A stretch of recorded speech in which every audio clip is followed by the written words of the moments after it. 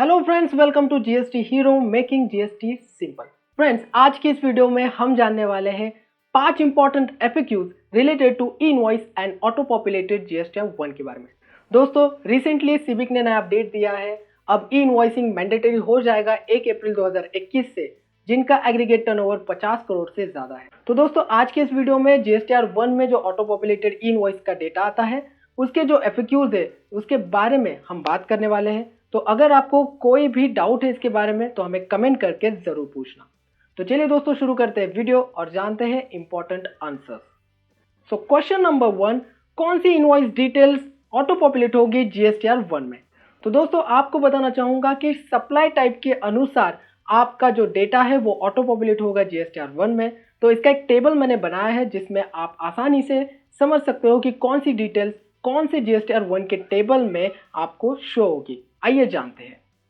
तो आइए दोस्तों, जानते हैं जीएसटीआर 1 ऑटो पॉपुलेटेड फील्ड्स के बारे में। जो इनवॉइस जनरेशन आप करते हो उसके बाद जो ऑटो पॉपुलेटेड होने वाला है जीएसटीआर 1 में ई इनवॉइस का डेटा, वो कौन से टेबल्स में जाएगा, आइए जानते हैं।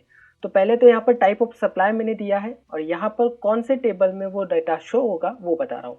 तो सबसे पहले taxable outward supplies made to register person other than register under RCM.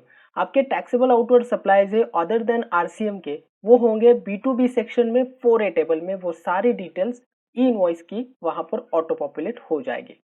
Number 2, taxable outward supplies made to register person attracting reverse charge. अगर आपने कोई टैक्सेबल आउटवर्ड सप्लाईज की है और वो रिवर्स चार्ज को अट्रैक्ट करता है तो ये सारे इनवॉइसेस B2B के 4B सेक्शन में आ जाएंगे। 4B टेबल में वो आपको दिखाई देंगे। Next, export supplies. आपकी कोई एक्सपोर्ट सप्लाईज है, उसका आपने इनवॉइस क्रिएट किया है तो वो एक्सपोर्ट के सेक्शन में 6A के एक्सपोर्ट टेबल में आपको दिखाई देगा। नेक्स्ट, क्रेडिट और debit notes issue to register person. तो CDNR 9B के टेबल में वो आपको इनवॉइस का डेटा ऑटो पॉपुलेट होगा। एंड क्रेडिट और debit note issue to unregistered person, तो वो CDNUR अनरजिस्टर्ड 9B के सेक्शन में 9B के टेबल में आपको ये डेटा ऑटो पॉपुलेटेड हुआ दिखेगा। तो दोस्तों, जिन टेबल्स के मैंने यहाँ पर नाम दिए हैं उन टेबल्स पर रिस्पेक्टिवली टाइप ऑफ सप्लाई द्वारा इनवॉइस का डेटा ऑटो पॉपुलेट होने वाला है जीएसटीआर 1 में होता है। तो आप वहां पर वो डिटेल्स देख सकते हो। तो दोस्तों, हमने जान लिया कि कौन सी इनवॉइस डिटेल्स जीएसटीआर 1 में ऑटो पॉपुलेट होगी। अब हम जानेंगे क्वेश्चन नंबर 2 के बारे में। क्वेश्चन नंबर 2 ये है कि कब ऑटो पॉपुलेट होगा इनवॉइस का डेटा जीएसटीआर 1 में। दोस्तों, जीएसटीआर 1 में जो ऑटो पॉपुलेट होकर आ रहा है डेटा, उसके लिए गवर्नमेंट T+3 का एक बेसिस पर ये ऑटो पॉपुलेशन का प्रोसेस चल रहा है। उसका जानने के लिए हम इस एग्जाम्पल को समझते हैं। आइए जानते हैं कब एक्चुअली आपका इनवॉइस का डेटा ऑटो पॉपुलेट होकर आएगा जीएसटीआर 1 में। तो आइए दोस्तों, जानते हैं date of GSTR 1 auto population कब होगा। ये जानने के लिए हम पहले एक लाइन पढ़ते हैं। Auto population of the columns in your GSTR 1 form will be done on T+3 days basis. जैसे मैंने अभी बताया आपको कि T+3 का क्या है, तो चलिए इस T+3 डेज के बेसिस को जानते हैं एग्जाम्पल के साथ।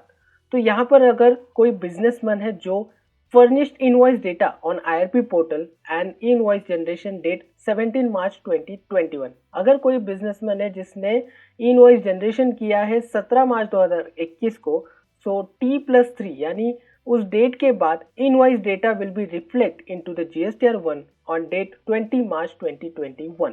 यानी कि 17 मार्च को अगर कोई इनवॉइस जनरेट करता है तो T+3 के हिसाब से डेज बेसिस पर वो जो इनवॉइस का डेटा है वो ऑटो पॉपुलेट रिफ्लेक्ट होगा जीएसटीआर 1 में 20 मार्च 2021 को। तो यहाँ पर देखा जाए तो 3 दिन के बाद ऑलमोस्ट आपका इनवॉइस का डेटा पॉपुलेट हो जाता है जीएसटीआर 1 में। तो हमने जान लिया date of GSTR 1 auto population के बारे में।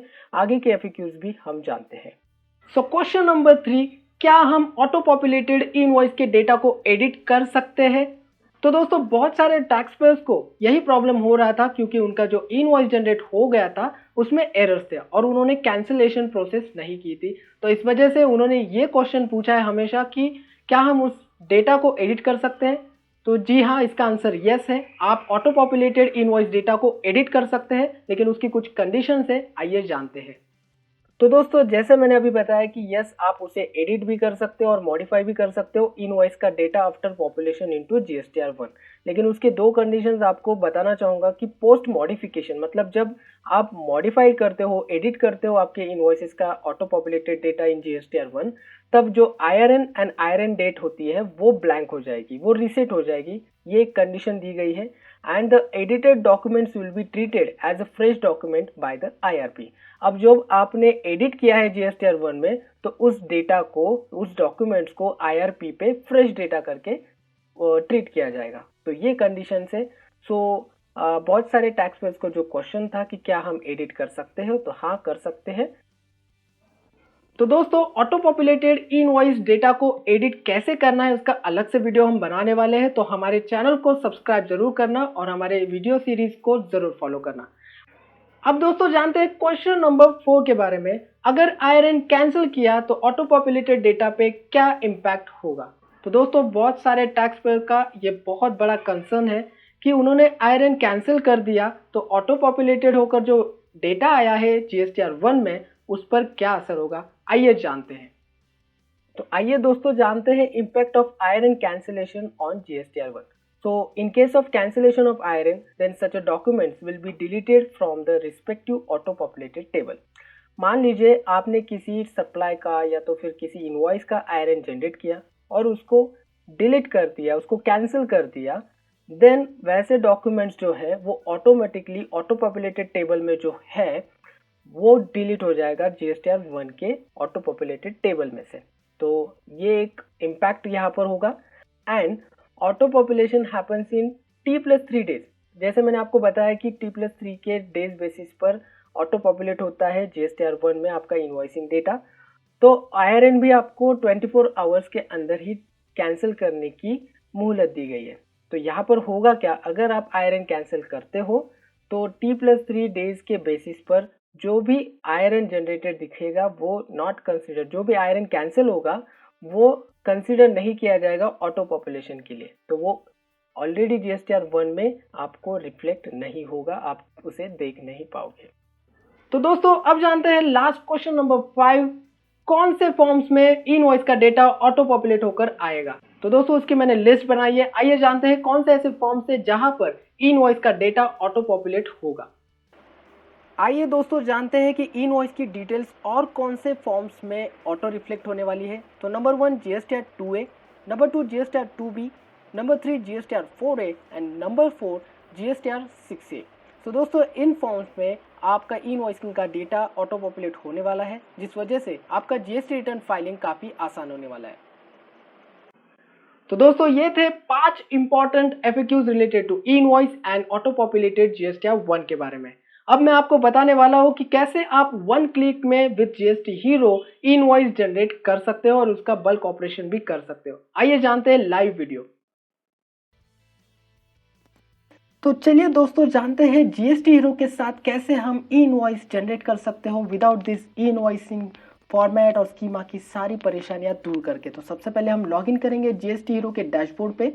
जैसे हम लॉगिन क्रेडेंशियल्स यूज़ करते हैं, बिजनेस डैशबोर्ड ओपन हो जाएगा जहां पर GST हीरो के प्रोडक्ट्स आप देख सकते हो, GST return, e-way bill, e invoice and sign. So हम ई इनवॉइस में जाते हैं।